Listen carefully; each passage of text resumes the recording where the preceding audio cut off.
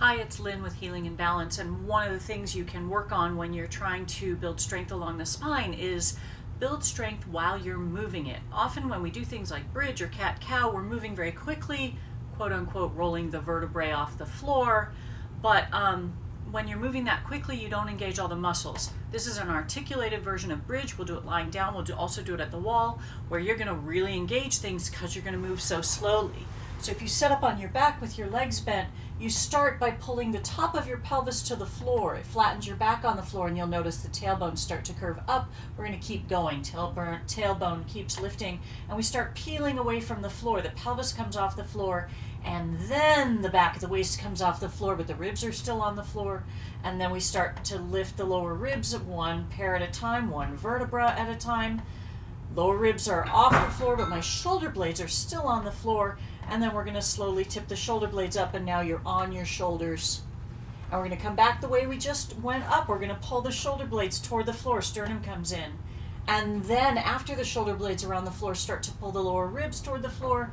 And then only when the ribs get down do we start to try and bring the waist to the floor, and then the top of the pelvis, and then we release it. It's a lot of work, but it's also not the only place we could do that. If you move to a wall, you would set yourself up so that the wall is supporting you. My feet are about a foot away from the wall. I know you can't see that, but I don't have a better place to set up. And my wall's really cold. Shoulder blades and your butt are on the wall. Maybe your head's also on the wall. So your spine relative to the wall is similar to what you were doing lying down. We're going to do the same articulation. Now I'm going to have my hands all over the place trying to keep them out of the way so you can see, but you can just have your hands down. It doesn't matter.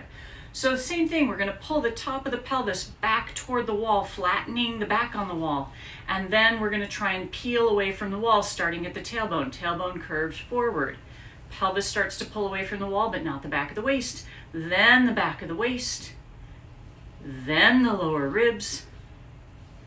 Then the shoulder blades, and now you're up on your shoulders and head on the wall.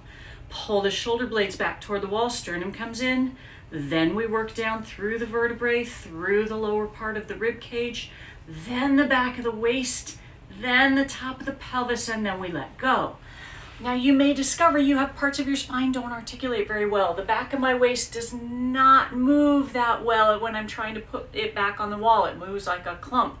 But in doing this, I'm both increasing mobility in my spine and increasing strength to support that mobility.